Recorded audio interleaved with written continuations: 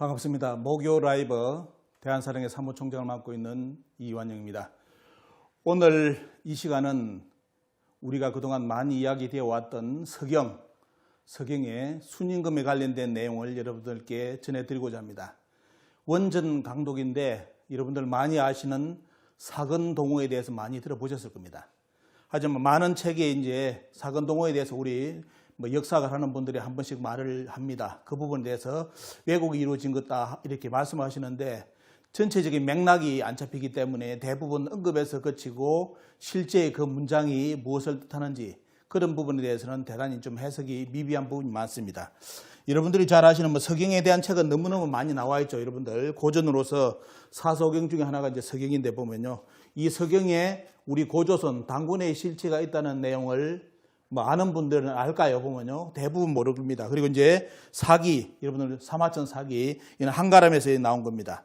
여기도 보면 이제 그런 부분이 있습니다. 이 사건동호에 대해서 뭔가 이렇게 해석을 달래야 된다는 그런 언급이 되어 있는데, 그래서 저는 이제 이 내용을 준비하게 된 것이 한 몇 년 됐습니다. 몇 년 지났는데, 그 이제 환단국의 북코스트 보면서 이제 거기에 사건동호에 대한 이야기가 나왔죠. 보면요, 이것이 이제 원래 여러 가지 역사 왜곡 부분에서 본다면 참말 그대로 고조선 실체를 증명할 수 있는 부분인데 왜곡되었다는 그런 그 환단국의 북코스트 내용을 보고 도대체 이 부분을 어떻게 해석해야 될까 하는 거, 사건동호만 가지고 우리가 말하는 우리 역사 순임금과 우리 당군과의 관계를 이야기할 수 있느냐, 여러 가지 고민했습니다. 그래서 한 몇 년간 고민하면서 이 문장을 다시 파봐야 되겠다 해가지고 그 문장을 가지고 몇 년 동안 계속 되씹고 고민하면서 결국 이제 느낀 게, 감을 잡은 것이 뭐냐면 이거는 그냥 단순한 하나의 문맥의 문제가 아니구나, 전체를 봐야 되겠다 해가지고 파고든 것이 뭐냐면 고대의 예법을 파고들었습니다. 그래서 고대의 예법을 파고들어가니까 그게 이제 몇 년 고민하다 보니까 전체가 다 보였어요. 그래서 오늘 여러분들께 소개해드리는 내용은 그 내용입니다. 오늘 아마 강의 들어보시면 앞으로 이제 우리 서경을 번역하는 분들이라든지 우리 민족 역사학 하는 분들, 서경을 가지고 당당하게 우리 당군과 그때의 문화를 소개할 수 있는 그런 힘이 생길 거라 봅니다. 그래서 오늘 여러분들께 전해드리고자 하는 내용은 이제 이번에 대한사랑에 이렇게 학술 발표가 있었습니다. 거기에 제가 이제 서경 우서 순전의 동우의 필례적 접근 해석이라는 해석을 이렇게 논문을 내었습니다. 그런데 내용이 언어가 용어가 어렵다 보니까 저 내용이 뭔지를 모르는 것 같아요. 보면요, 거의 잘 언급도 안 되고, 그래서 저는 몇 년 동안 고민해가지고 이 자료를 찾아내가지고 이 서경 하나 가지고 이제 당군의 모든 실체가 드러났다 이렇게 판단했는데, 문제는 이제 독자들, 우리 시민들이라든지 이런 분들은 용어 자체가 필리를 하니까 어렵죠, 보면요. 그래서 저 말이 뭔지를 모르니까 아마 이 논문을 많이 안 보겠다 그런 생각이 들었습니다. 그래서 오늘 이 시간 목요 라이브를 통해서 여러분들께 이 논문을 쉽게 여러분들께 전해드리고자 합니다. 아마 전체적으로 들어보시면 너무너무 감동도 받으실 거고요. 이런 것이 있구나. 우리는 말 그대로 옛날 문헌, 중국 문헌에 당군이라든지 고조선에 대한 언급이 없는 걸로 되어 있는데, 오늘 여러분들 오늘 전해드리는 내용 보신다면 진짜 너무너무 그냥 단순하게 당군을 언급하고 조선을 언급하는 그런 수준이 아니라 진짜 말 그대로 문화 대국으로서 당군과 고조선을 당군 조선을 만날 수 있는 그런 배경 지식이 여러분들이 아마 얻게 될 겁니다. 자, 먼저 이제 오늘은 원문 강독이기 때문에 그 원문 강독을 하기 전에 여러분들에게 기본적으로 알아야 될 기본적인 그 내용을 여러분들에게 터치해드리고 나중에 후반부에 서경 우수의 순전에 대해서 원전을 직접 여러분들께 강독을 해드리겠습니다. 살펴보고자 하는 내용은 요거죠. 보면요, 자, 여러분들 서경 보시면 이제 요임금이 나오고, 요임금이 업적이 쭉 나오면서 나중에 순에게 섭정을 맡기고, 그리고 순이 나중에 우를 또 만나가지고 우에게 이제 이렇게 자기 정권을 정하는 그런 내용이, 그래가지고 이제 하상주까지 쭉 이야기 언급되는 부분이 말 그대로 요순부터 해가지고 그 기록이 서경에 나와 있습니다. 그리고 이제 우리가 주목해야 될 부분은 뭐냐면 이 순임금 때 섭정을 하게 된 순임금이 제일 먼저 달려간 곳이 오늘 주제의 내용처럼 동쪽으로 달려갑니다. 왜 동쪽으로 달려갔을까? 그 이유를 오늘 여러분들께 전해드리고자 하는데, 거기에 관련된 문헌이 서경에 나오는 부분이 이 부분입니다. 새 2월의 동순수, 이제 순임금이 순수하게 되죠. 동쪽으로 가는데 그 다음에 이제 태산에 가서 태산과 산천의 제사를 모시고 그 다음에 보시면 사근동호 여러분들 많이 아시는 우리 민족사학에 하는 분들 이 부분 많이 강조하셨죠. 보면요. 사근동호 동호를 배웠다. 동호를 배웠는데 그 다음에 협시월 정일 동률 도량령 하시고 그 다음에 수오래 하시며 오옥과 삼백과 이생과 일사로 지르라. 이지라는 건 패백이라는 뜻입니다. 그리고 여오기로 여오기 하시고 졸내복이다 해가지고 그 다음에 나중에 들어가 보시면 이제 오제 일순수 하시고 그 다음에 군우가 이제 사주다 이런 구절이 뒤에 쭉 나와 있는데 이 오늘 내용 주 핵심 내용은 요겁니다. 요 구절 속에 모든 비밀이 당군과 고조선 그리고 중국 문화와의 관계 그리고 예약 문화의 모든 문제 예약의 시초가 어디냐 하는 그런 문제도 이 구절에 다 들어있는데 문제는 대부분이 사근동후에 집중해가지고 이 근자를 가지고 어떻습니까? 근을 가지고 근과 후를 가지고 이거 번역이 잘못됐다. 이전 것만 언급했지 실제로 이게 제가 본 포인트는 뭐냐면 이 전체가 대단히 중요한 문장입니다. 이걸 파악해야만 진짜 말 그대로 당군과 조선에 대한 실체 그리고 고대 예약의 모든 문제가 밝혀질 수 있는 구절이 이 전체 구절이라는 걸 말씀을 드립니다. 자, 오늘 제가 말씀드리는 것은 어느 면에서 보면 그동안 유화 사학을 했던 분들에게는 말 그대로 돼요. 이런 식으로 번역했다면 옛날에는 사문난적으로 몰릴 겁니다. 왜? 그동안 요와 순이 중하잖아요. 요와 순을 중심으로 우리는 뭐 말 그대로 우리 문화는 중화 문화보다 낮은 문화 단계로 이렇게 대부분 생각했는데 오늘 해석은 그걸 뒤집어 버리는 겁니다. 그렇다고 이것이 국수주의 민족주의 하는 거 아닙니다. 여러분들 오늘 이야기는 말 그대로 역사의 원전을 가지고 하는 거기 때문에 여기는 국수주의라든지 민족주의라든지 아무 색깔 냄새가 없는 겁니다. 말 그대로 원문 하나 가지고 역사를 바르게 보자는 겁니다. 그래서 오늘 이야기는 진짜 말 그대로 단순한 사문난적의 문제가 아니라 원래 원형의 원문을 가지고 역사를 뒤집어 보는 그런 내용입니다. 자, 먼저 논문에 제가 보시면 이런 이야기를 해놨습니다. 중국 문헌상 동방고조선의 실체를 명확히 찾을 수 있는 기록은 많지 않다. 특히 통치자 당군에 대한 기록은 거의 전무하다. 우리가 알 수 있는 것은 산해경이라든지 관자에서 그리고 사마천 사기에 언급된 고조선에 대한 언급 이 정도만 이제 알 수 있죠. 하지만 여러분들 잘 아시는 중국의 문헌은 대부분 조나, 그죠? 조나 춘추필법에 의해서 역사서가 쓰이다 보니까 자기들 중심의 역사관을 썼기 때문에 주변국은 어떻습니까? 말 그대로 자기들의 속국이라든지 제후국의 개념으로서 대부분 역사 기술을 해놨습니다. 그러다 보니까 이런 기록이 있지만도 실질적으로 우리 당군과 고조선을 조명할 수 있는 기록은 거의 찾아볼 수가 없는 것이 현실입니다. 그래서 여기 보시면 제가 이제 집중한 것은 이것이죠. 아무리 중국에서 역사서를 쓸 때 조나주의, 춘추필법을 썼더라도 중요한 것은 이거죠. 초기 역사 속에 주요 역사적 인물이라든지 인접한 국가 그리고 민족에 대한 기록을 할 때는 반드시 주변 국가의 고대 의례에 대한 언급이 있을 것이다. 이걸 제가 포인트로 줬습니다. 고대 주변 국가에 그러니까 중화와 자기는 중국 중심으로 역사관이 썼지만도 주변 국가에 이런 의례 문제가 있기 때문에 이 의례 문제를 잘 집중하다 보면 여러 가지 해법이 나오지 않을까 생각을 했습니다. 특히 이제 여러분도 아시다시피 여기 말씀드린 것처럼 서경은 당뇨로부터 중원의 초기 역사를 구성하는 제왕의 기록이기에 어떤 형태로든지 주변국에 대한 기록이 기술되어 있고 특히 고대 천자와 제후 관계를 살필 수 있는 가장 예식이 뭐죠? 여러분도 오늘 처음 들어보는 분이 있습니다. 근내입니다. 근내가 있는데 사근동후의 근자입니다. 근내. 원래 이 근내는 빈내에 들어가는 겁니다. 빈내. 옛날에 고대 여러 가지 예법을 익힐 때 왕국에서 황조에서 어떻습니까? 예법을 익히는데 그 중에 이제 빈내에 있고 그 빈내 안에 근내가 있습니다. 이제 왕 천자와 제후 관계를 설정하는 그 예를 근내라고 하는데 이런 형태의 빈내에 대한 기록은 주변 국가와의 외교상의 문제로까지 확대되어 고찰할 수 있는 것이 중요한 자료도 해가지고 제가 이 포인트를 가지고 계속 고민을 했습니다. 여러분들 이제 기본적으로 아셔야 될 게 상서. 여러분들 서경음은 일명 상서입니다. 상서죠. 자, 우리가 이제 서경이라 하지만도 실질적으로 많이 상서로 알려져 있고 이것은 시경과 예기와 춘추와 추역 관계에 더불어 오경에 꼽히는 고전입니다. 그렇기 때문에 어느 에서 보면 대단히 중요한 가치적인 문제가 있습니다. 문헌사적 가치가 있죠. 물론 사서마다 역사가 지나면서 왜곡되는 부분, 추가되는 부분이 있다고 봐야 됩니다. 하지만 제가 말하는 것은 뭐냐? 원형을 보자 이겁니다. 원형 문화에 대해서 이제 여러분들께 전해드리고자 하는데, 자, 그래서 여기 보시면 서경은 당뇨가, 여러분들 아마 처음 이제 당나라의 당자가 요 당자죠 보면요.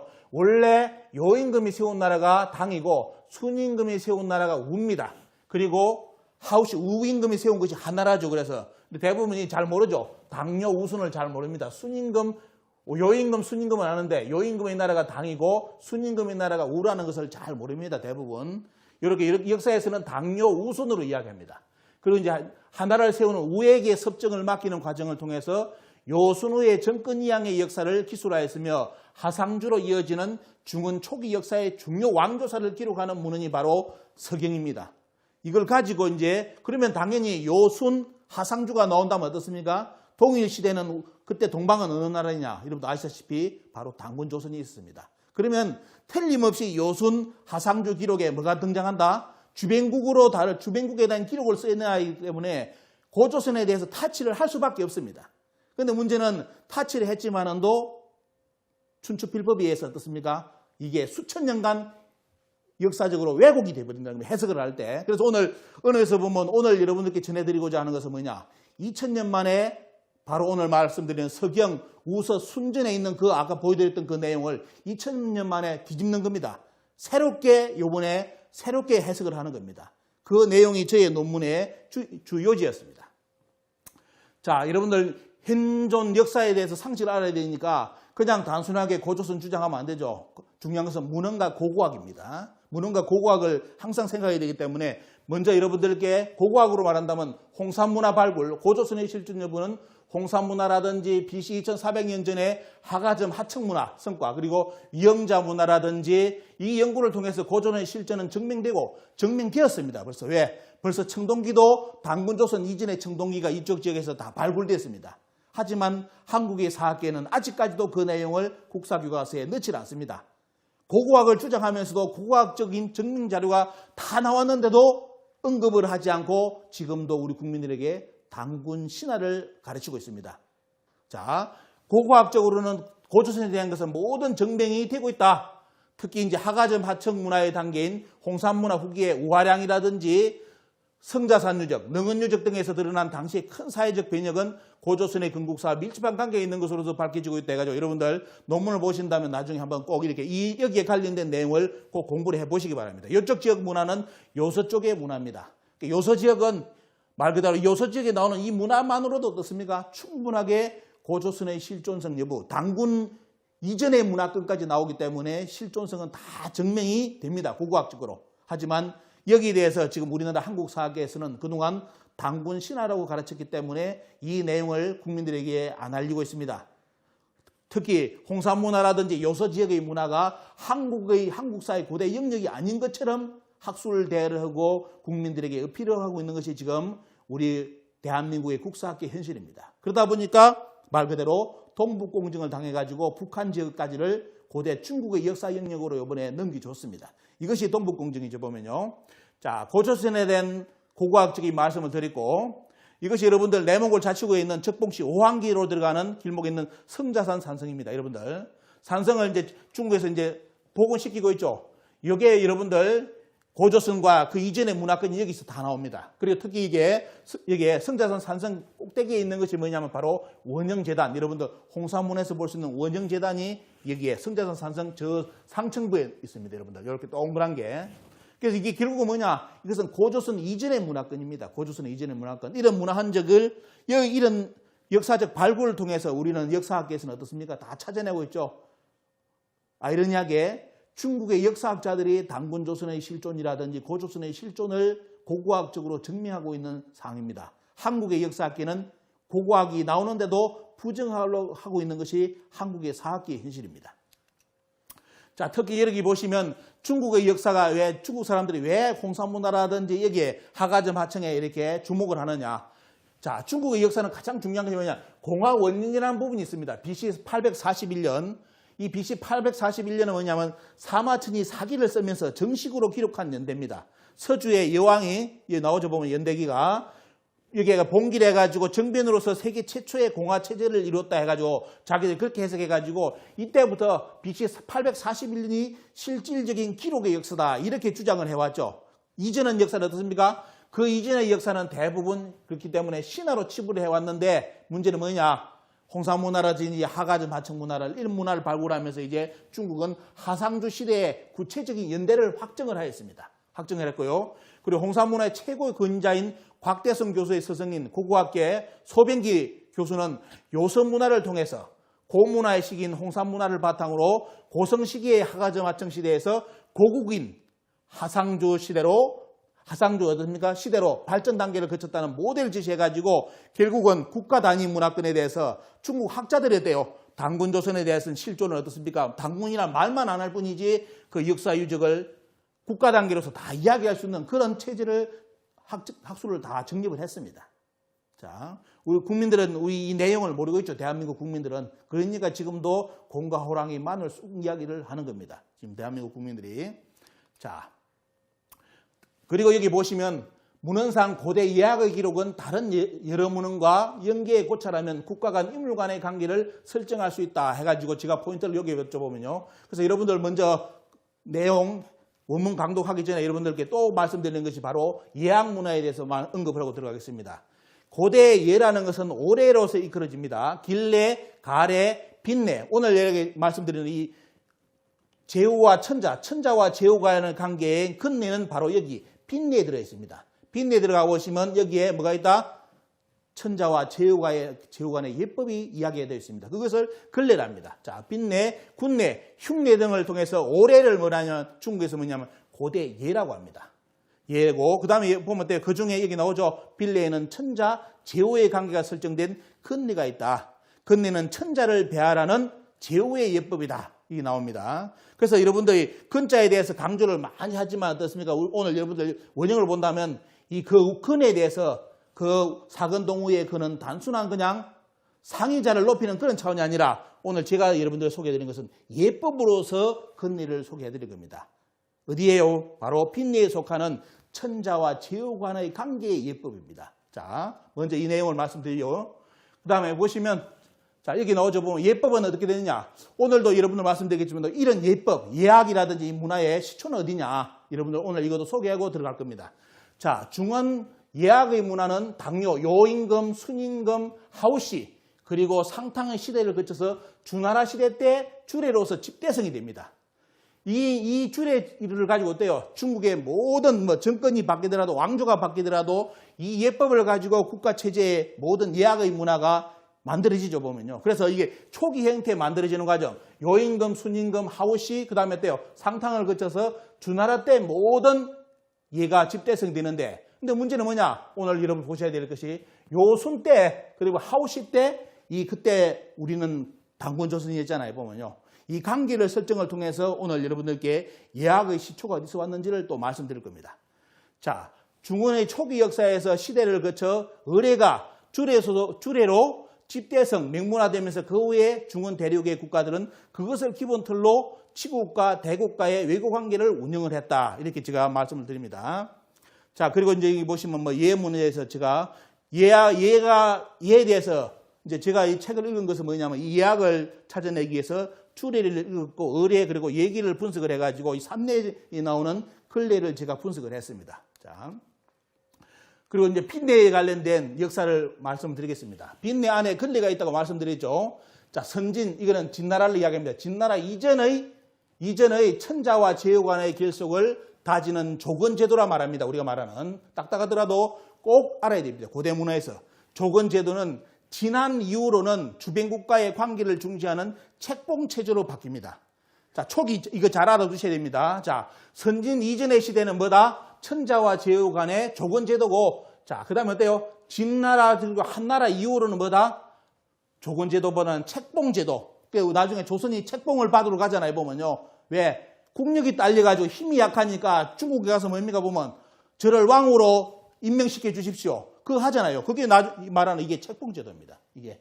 하지만 초기에는 그게 아니었어요. 옛날에 초기 당군 조선 시대 때는 뭐냐? 그런 책봉제도가 아니라 조건제도입니다. 뭐다? 직접 제후가 천자를 뵈러 가서 예법을 올립니다. 예를 올려요. 천자를 뵙는 예법을 올리고 이것이 이제 나중에는 자꾸 이제 외교 문제 국가도 많아지고 발전하다 보니까 어떻습니까? 그런 형식적인 것보다 책봉으로서 그냥 영향력을 발휘하는 제도로 역사에 이렇게 나가죠, 보면요. 자, 그 다음에 들어가고 있습니다. 자, 고대 예제 문화에 대해서 말씀드리겠습니다. 여러분들 이게 어느 인물인지 아시죠? 바로 우화량입니다. 우화량. 우화량의 지금 당군 할아버지보다 이전에 제사장이 아마 그 지역을 통치했던 그런 분위기죠. 보면 이렇게 누워있는 모습인데, 자, 중국에서 보십시오. 어떻게 나오는지. 중원 지역 문화권이 아닌 동부 요서 지역의 홍산 문화에서 황하 유적에서는 발견되지 않는 고대 제사 유적이 발굴되었다. 중원 지역 이전의 예례 문화 존재의 가능성을 증명하는 것으로서 동북아 예제 문화 연구의 중요한 고고학적인 성과다. 그리고 곽대수는 홍산인들이 옷과 함께 매장된 풍습에 주목하면서 중국 전통의 예의 기원을 요서로서 요서 지역의 홍산 문화로 보았다. 이게 가장 중요합니다. 여러분들 오늘 잘 보셔야 될 게 뭐냐? 이 예의 문제 그리고 악의 문제, 이 시초가 어디서 왔느냐? 이걸 주장하는 것이 아니라 고고학적으로 어때 보면요. 자, 곽대수는 뭐다? 곽대수는 학자라는 것은 이 모습을 보고 뭐냐? 얘는 중원에서 나온 것이 아니라 어디서? 요서 지역의 기원이다. 이런 쪽으로 정립을 해놨습니다. 자, 잘 기억하십시오. 그 다음에 보시면 중국인들이 또 홍산문화에서 충격받은 것이 바로 동산치 유적입니다. 동산치. 중국 최초의 선사시대의 제사 유적입니다. 자, 중국은 항상 공자를 들이대면서 뭐라 적으면요. 예학의 시초는 중국 문화다, 중원 문화다 이렇게 계속 강조했는데 실제 당군 뭡니까 보면 당군 이전에 그리고 공자 이전에 때요.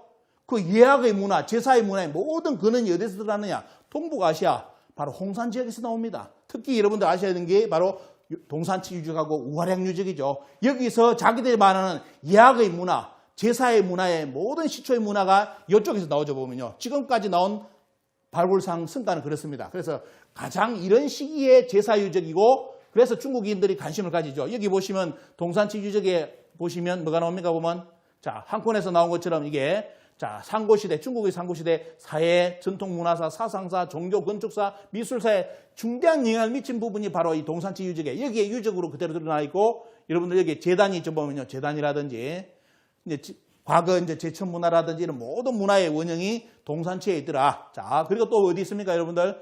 자, 동산치 그때 보면 유적의 전시관에 표현된 그때 사람들이 환물을 추는 거. 그죠? 동그랗게 우리가 말하는 강강수를 내는 것처럼 그런 모습으로서 어떻습니까? 중앙을 중심으로 이렇게 자, 이렇게 예를 올리는 문화. 자, 이 문화가 동산치에서 나왔습니다. 또 여러분들이 주목하셔야 될 게 뭐냐면 바로 우화량입니다. 자, 우화량은 뭐 제천단하고 어떻습니까? 무덤해가지고 바로 우리가 말하는 원방각의 문화의 원형이 여기서 다 드러났죠. 또 중요시한 게 이거 앞으로 요 문화가 앞으로 우리 지금 제가 자세히 말씀드리는데 여기에 관련된 학위 논문이 준비되어 있습니다. 여러분들 이게 뭘로 보입니까? 지금은 그 발표하는 분들이 자제를 해달라고 제가 말씀 못 드리는데 이게 중요합니다. 여러분들 이게 뭘까요? 가운데가 이렇게 모여져 있는데 여러분들 중국 정부에서도 제가 알면 대단히 앞으로 충격을 받을 내용입니다. 왜? 우리가 말하는 뭡니까 보면 천문과 관련된 문화입니다. 천문과.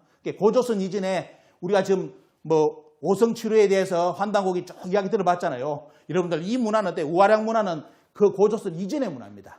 그러면서 어때요? 말 그대로 천문시설이 다 준비되어 있었다 이겁니다. 이거는 앞으로 학술로서 여러분들께 아마 소개해 드릴 겁니다. 자, 언급만 하고 넘어가겠습니다. 그리고 이제 그때 동산치 유적이 어떻습니까? 사람들 그때 자세라든지 그때 시대 이 시대 사람들이 야만인이라면 이런 자세 취할 필요 없죠.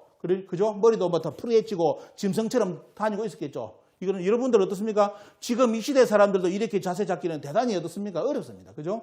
진짜 딱 보자마자 아, 저 때는 뭐다. 예학의 문화라든지 뭐 모든 것이 갖춰져 있구나 하는 느낌을 받는 것이 이런 거죠. 보면요. 사람의 그때 사람들이 자세가 짐승이 그냥 뛰대는 그런 모습이 아니라 어때요? 이렇게 이런 자세로서 그 시대에 생활했다는 자체가 대단히 중요한 겁니다. 그래서 중국에서 뭐다? 학자들이 주목을 하는 홍산 문화를 주목하는 게 뭐냐?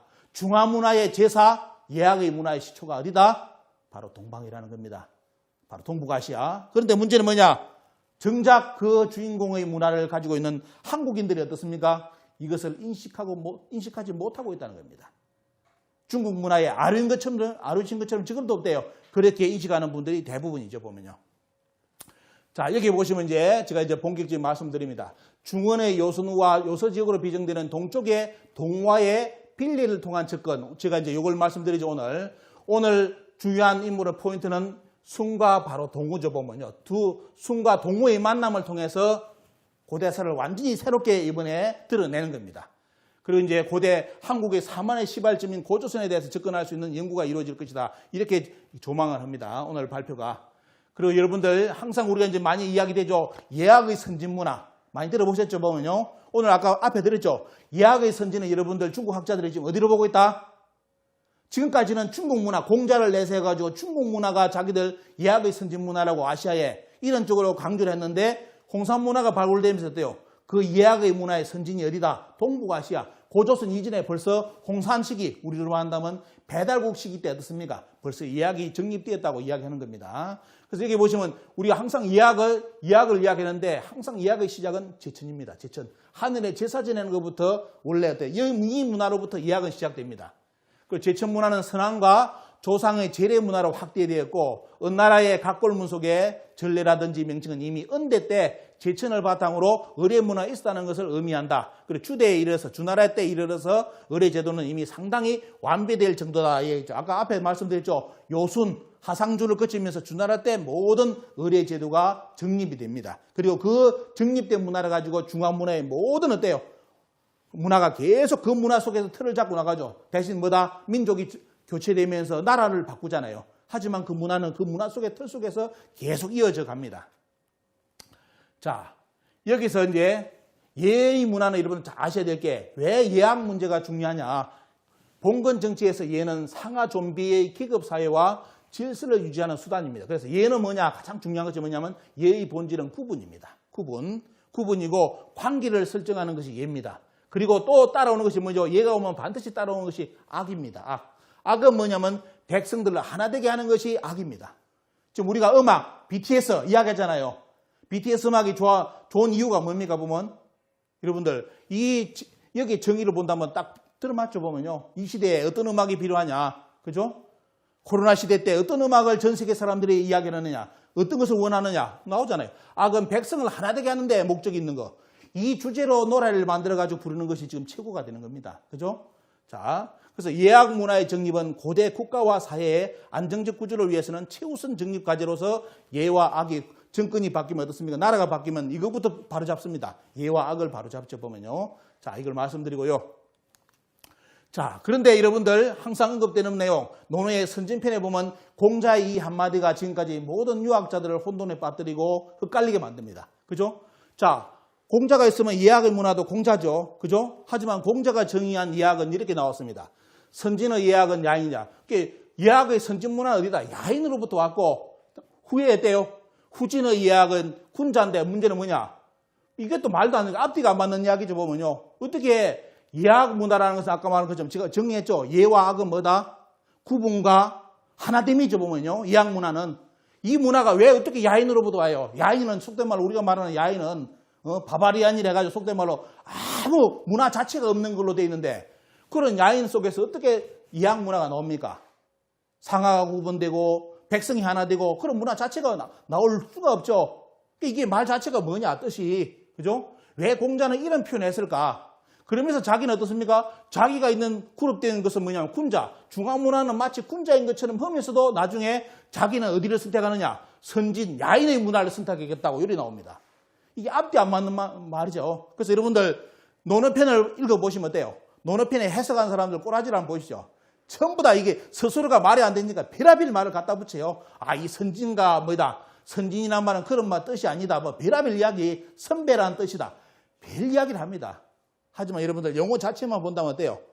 모순된 내용이지만도 여기에는 대단히 오늘 여러분들 보신다면 중요한 의미가 이 안에 들어있습니다. 왜 공자는 이 야인의 문화를 예학의 선진으로 이야기했을까? 또 왜 본인은 또 선진의 야인의 문화를 따른다고 했을까? 왜 했을까? 요걸 여러분들 오늘 사근동궁에서 또 찾아낼 수가 있습니다. 자, 공자는 항상 힘들 때 중언천지를 다니면서 자기를 써주기를 바랬는데 안 써주잖아요. 그럴 때마다 힘들 때 항상 생각한 것이 뭐냐면 구이를 생각했습니다. 공자는 뭐다? 야, 내 구이가 사는 곳에서 가서 좀 살고 싶다. 왜? 자기를 인정해 줄 수 있는 곳이 자기의 문화를 인정해 줄 곳은 이거밖에 없어요.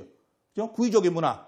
근데 문제는 대부분 우리는 지금도 이를 오랑캐로 알고 있는 사람들이 많은데 공자가 그러면 오랑캐 지역에 가서 살고 싶다? 아니죠. 스트레스 받아서 산 거 아닙니다. 자, 하지만 공자가 이런 말을 한편으로는 구이의 문화에 대해서 흠모했는데 또 한편으로는 공자의 실수입니까? 춘추를 지으면서 중화문화, 주나라 중심의 역사관을 세우다 보니까 중화 위에는 전부 다 오랑캐로 표현해버리잖아요. 그걸 말 그대로 춘추 필법이라 합니다. 그죠?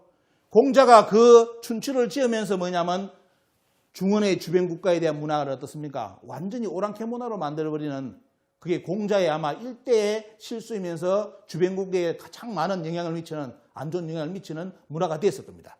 자, 공자는 한쪽으로는 구이족, 구이도 어떻습니까? 말한다면 춘추로 본다면 어때요? 오랑캐 문화죠. 자기들 입장에서. 하지만 어떻습니까? 공자는 한쪽으로서는 구이의 문화를 흠모하면서 한쪽으로는 춘추를 지어가지고 중화 문화를 앞세우는 그런 모순된 행동을 했습니다.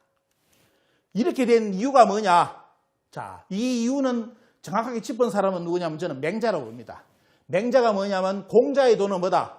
자, 우리가 알고 있는 지금 오늘 아마 이 유튜브 보시는 유학자들도 있을 것인데 보면요. 아, 유학이면 중화 문화 아니냐? 중국 문화라 돼 있는데 여러분도 오늘 한번 보시기 바랍니다. 사서오경 모든 문화에 공자가 가르친 사서오경 이학의 문화는 뭐다? 어디서 왔다? 여러분들 맹자가 딱 짚었습니다. 공자의 도라는 것은 맥의 도다. 맥의 도. 중원의 도가 아니라 맥의 도인데 자, 여러분들 한서의 내용을 말씀드리겠습니다. 한서에 뭐라고 되어 있느냐 보십시오. 자, 맥이라는 것은 맥은 제 어디에 동북방에 있으면서 사만지속이다 나오죠 보면요. 자, 여러분들 사만이 지금 전라도 익산 사만입니까? 오늘 아니죠. 이거는 고조선의 원래 사만강경의 사만입니다. 그죠? 자, 맹자가 아주 충격적인 말을 합니다. 공자가 평생을 엎었던 그 내용, 공자의 도, 사서오경 모든 내용, 예학의 문화는 뭐다? 맥의 도인데 그 맥의 도는 어디 도다? 사만의 도라는 거예요. 사만. 그럼 쉽게 말한다면 어때요? 당군조선의 도라 이거예요. 보면요. 당군조선. 오늘 유학을 공부하시는 분들, 번지수를 잘못 알고 계시는 분들 오늘 이 시간을 통해서 정립하시기 바랍니다. 유학 사서오경 달달달 외웠다? 그 내용이 뭡니까 보면 결국 뭐다 이게 나오는 것처럼 중화사상이 아니라 사만의 도입니다. 원래 당군조선의 문화라는 거예요. 그러면 이 말을 왜 맹자가 했을까? 오늘 여러분들 요 말의 실체도 오늘 강의해드리는 원문 강독해드리는 바로 사근동호 안에 이 문장 안에 다 들어있습니다. 왜 맹자가 이 말을 하면서 공자의 모든 도는 뭐다? 바로 사만의 도라고 했을까? 당군조선의 문화라고 했을까? 하는 이유를 오늘 이 우서 순전에서 어떻습니까? 여러분들이 발견하실 수가 있을 겁니다. 자, 여러분들 여기 보시면 여러분들께 한 예를 보여드리는 것이 바로 3년상 문화입니다. 여러분들. 자, 순이 섭정한 뒤 28년 만에 요임금이 죽는데 보면 뭐냐? 약 3년 동안 어떻습니까? 복을 입었다는 기록이 나오죠. 그러면서 여기 보시면 중용이라든지 서경의 많은 부분에 계속 3년상에 대한 이야기 나옵니다. 여러분들. 자, 얼마만큼 나오는지 다는 못 보여드려요. 자, 여기 보시면 서경, 중용, 서경 또 여기 보면 어때요? 얘기라든지 여러 문화에 계속 3년 언급되죠. 근데 여러분도 아시다시피 역사 공부하는 분들 3년상의 문화의 기원은 어디입니까? 여러분들. 왜 맹자가 맥의 도를 했을까요? 공자는 어떻습니까? 이 3년상을 자기 중화문화에 어떻습니까? 침투해가지고 그걸 그대로 정착시켜가지고 이 문화를 만들어내게 하게끔 만들었습니다. 그렇게 살게끔. 근데 문제는 뭐냐? 정작 이 3년상의 문화에 이 문화는 어디서 왔느냐? 자, 여러분들 여기 보시면 공자의 가라든지 보시면 딱 나오죠. 보면 뭐라 했습니까? 보면 얘기 태평을함 소학에서도 뭐냐? 자, 3년상의 주인공은 누구다? 바로 소련대련이다. 자, 소련대련이라는 인물이 공자가라든지 얘기 태평을함 소학에도 계속 소련대련이 이렇게 나옵니다. 여러분들. 자, 소련대련이 뭐다? 상을 잘 추려했대가지고 3년상은 어떻습니까? 치렀다는 기록을 이야기했는데 공자가 이 내용 소련대련 인물을 대단히 많이 언급합니다. 그게 뭐냐? 이 문화의 롤모델이죠. 공자 입장에서. 공자가 성인이지만도 그 성인인 공자도 어떻습니까? 롤모델이 뭐다? 이 상의 문화에서는 바로 소련대련이었다는 겁니다. 자, 그런데 소련대련은 누구다? 여러분들 아시는 바로 부르당군조를 읽어보시면 어때요? 환당국의 부르당군조를 보면 그 소련대련이 어느 때 인물이냐? 바로 부르당군 시대 때 바로 소련대련 인물이 3년상을 치렀다는 기록이 나옵니다. 자, 이런 구조라고 아까 말씀드렸던 왜 맹자가 공자의 도가 바로 맥의 도, 사만의 도라고 했을지 여러분들 이제 짐작이 가실 거죠. 보면요. 갈 겁니다. 보면. 자, 이렇게 인식을 해 놓으시고요. 오늘 원문 강독 들어가야 되기 때문에 이 부분은 빨리빨리 넘어가고 있습니다. 자, 그러면서 이제, 자, 이 정도 기초 지식을 가지고 이제 들어갑니다, 이제. 자, 2000년간 역사에 묻혀 있었던 이제 동우를 드러냅니다. 동우. 그냥 단순하게 여러분들 후가, 제후 후자가 아니다. 이걸로 하면 안 돼요, 이제. 앞으로 우리가 역사를 정리를 하면 돼요. 아까 제가 말씀드렸던 전체 문장을 살려내야 됩니다. 그래야만 동우가 살아납니다. 동우가 살아납니다. 글자 가지고만 한다면 대단히 한정된 부분이 많고요. 자, 여기 보시면, 자, 원래 원문으로 들어가 보겠습니다. 이 원문은 뭐냐면, 여러분들이 보시는 원문은, 자, 요임금이 순을 부르면서 떼요. 순에게 정권을 넘기려는 그 내용입니다.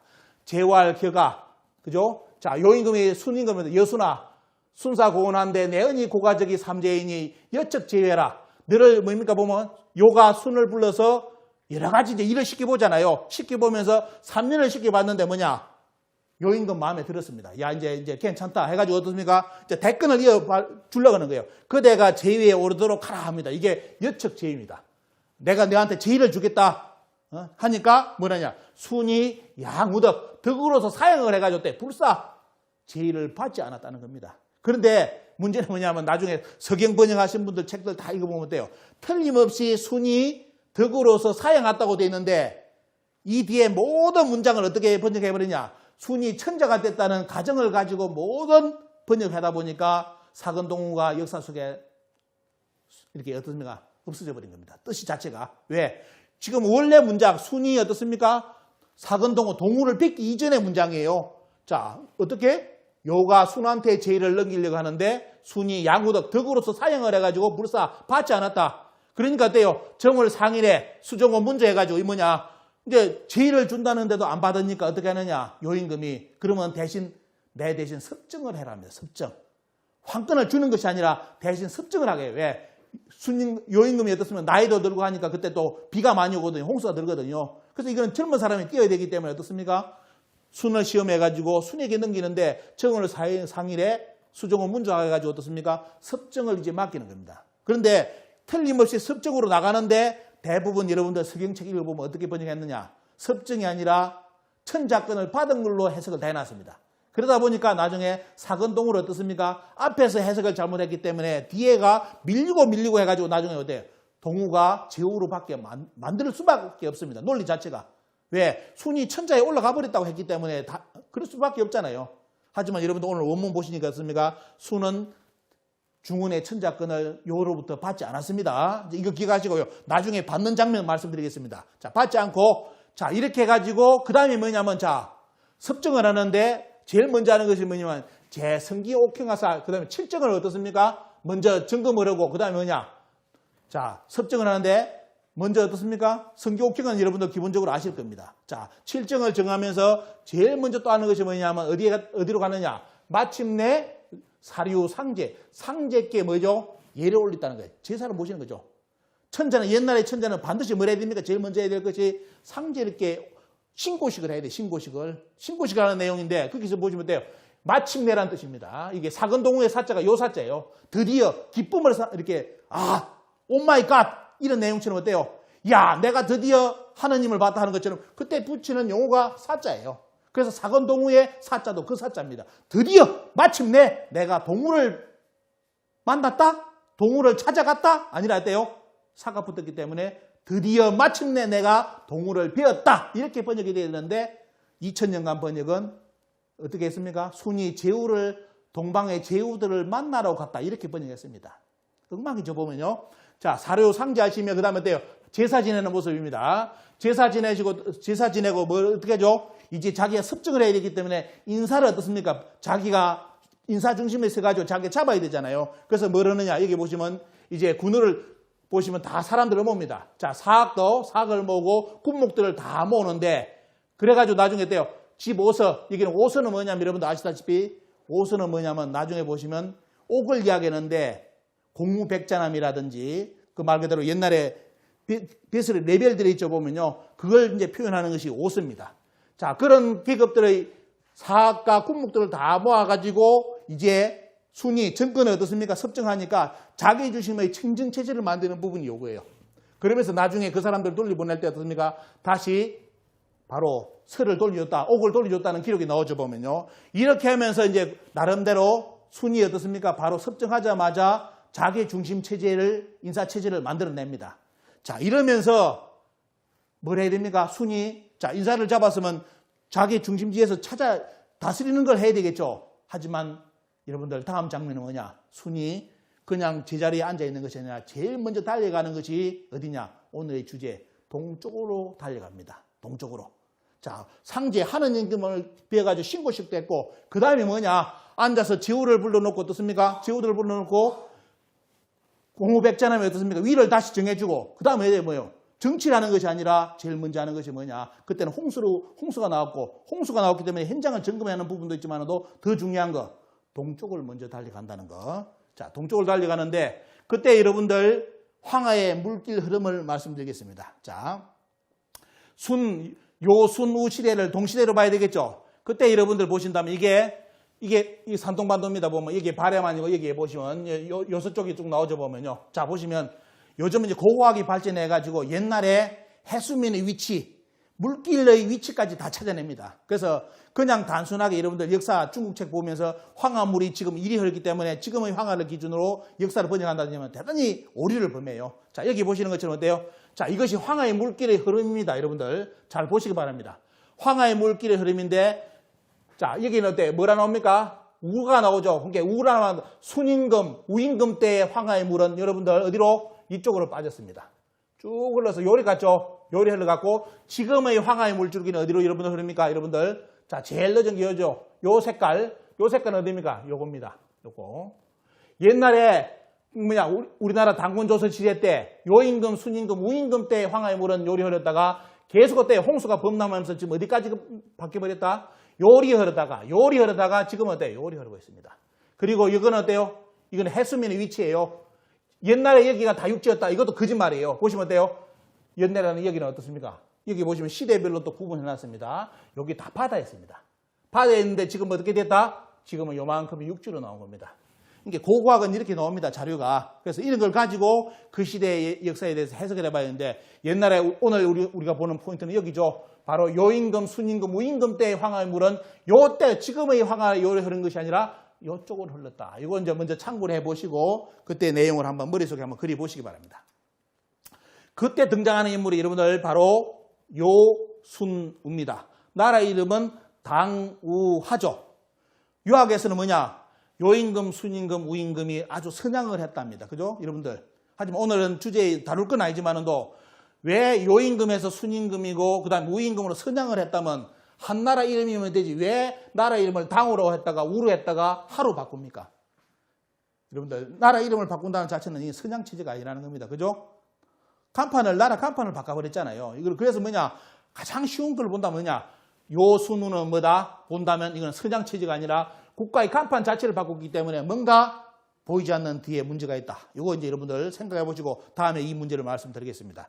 그래서 그때 홍수 기록을 본다면 BC 2288년부터 2267년까지 약 22년간 대홍수가 있었다고 기록이 나오는데 일명 우리들은 뭐냐면 9년 홍수를 알고 있습니다. 그때 등장하는 인물이 바로 요임금, 순임금, 우임금입니다. 여러분들 잘 기억해 두시고요.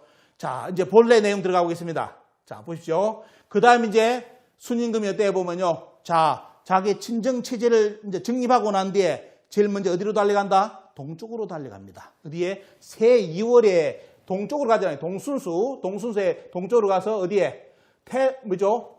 대종, 우리가 말하는 때 태산에 가서 제사를 보시는 겁니다. 그리고 산천에 또 어떻습니까? 제사 지내는 거. 이 시라든지 이런 거, 망질 이런 거 대부분 제사를 이야기하는 겁니다.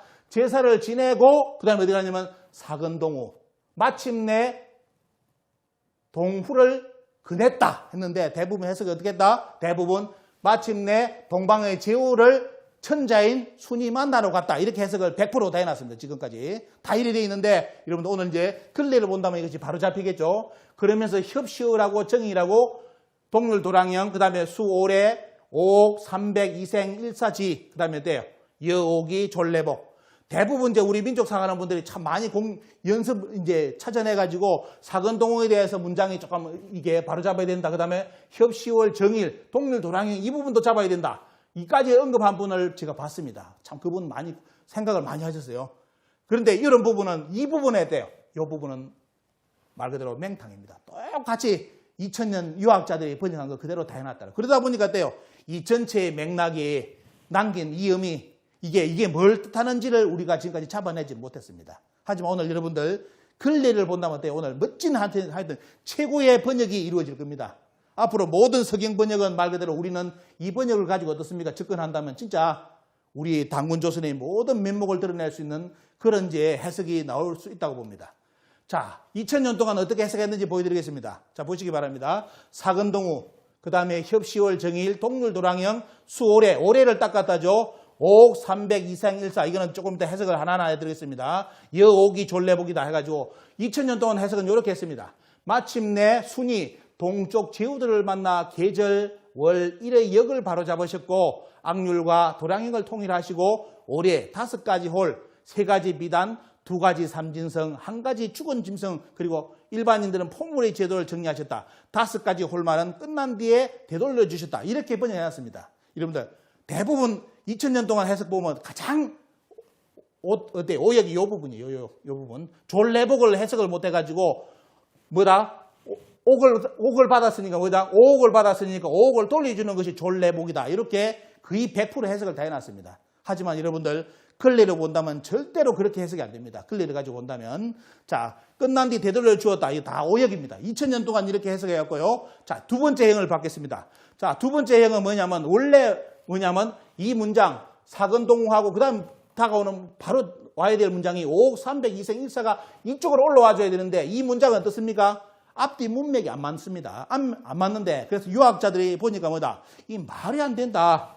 말이 안 되게 문장을 써놨다 해가지고 뭡니까? 이걸 착간이라 부릅니다. 착간이라 했는데 자, 유학자들이 나서가지고 뭐러냐? 야, 문장 다시 잡아야겠다. 이렇게 나오면 뭔 소린지 알지를 못한다 해가지고 바꾼 것이 착간을 바로 잡은 것이 5억 이생 300 이생 일사를 이쪽으로 올렸습니다. 여러분들 위로 이렇게 올립니다. 이렇게 그것이 착간을 이제 바로 잡은 건데 자, 그렇게 해석해가지고 2000년 동안 해석을 또 이렇게 했습니다. 이형 마침내 동쪽 제후들을 만나서 5가지 옥, 3가지 비단, 2가지 상것, 1가지 죽은 짐승의 예물을 확인하시고 계절 월일에 역을 바로 잡으셨고 악률과 도량형을 통일하시고 올해를 닦고 5가지 홀반은 끝난 뒤에 되돌려 주셨다.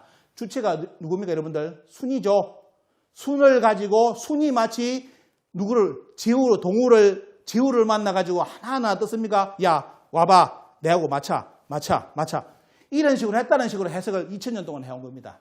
기존의 모든 지금 얘가 지금 보는 서경의 해석은 유학자들 해석, 지금 현존하는 분들, 한문 잘한다는 분들 해석 보면 전부 다 이 틀을 벗어나지 않고 그대로 거의 100% 따르고 있습니다. 자, 이렇게 있는데 과연 근데 문제는 이 해석이 맞을까? 아까 말씀드렸던 근래로서 해석을 해보자 이거예요. 근래로서. 그럼 근래는 어떻게 이제 나오는지 한번 보게 되겠습니다. 근래를 하면 단순한 주장이 아니라 어디요? 예학의 문화를 담은 주례와 의례와 얘기의 근래, 필례하고 근래를 찾아봐야 됩니다. 도대체 지금까지 예학이 집대성 돼가지고 써놓은 책이 주례라든지 의례라든지 얘기라는 책인데 여기에서 빈례인 근래를 어떻게 써놨을까? 자, 이걸 가보면 이제 실체가 드러납니다. 이제 얼마만큼 2000년 동안 해석을 장난으로 했는지를 이제 볼 수 있는 대목이 나옵니다. 자, 여기 보시면 주례를 보겠습니다. 중요한 부분만 말씀드리고 나머지는 여러분들이 논문을 직접 읽어보시기 바랍니다. 자, 주례에서 뭐라 했냐? 빈례를 어떻게 했느냐? 자, 빈례, 근례를 어때요? 자, 근례, 빈례인 근례죠. 여러분들 잘 보시기 바랍니다. 야, 지금 요겁니다. 근이 줘보면요. 자, 여기 넣어줘보면 빈례에 대한 쭉 이야기 나오면서 뭐 나오냐?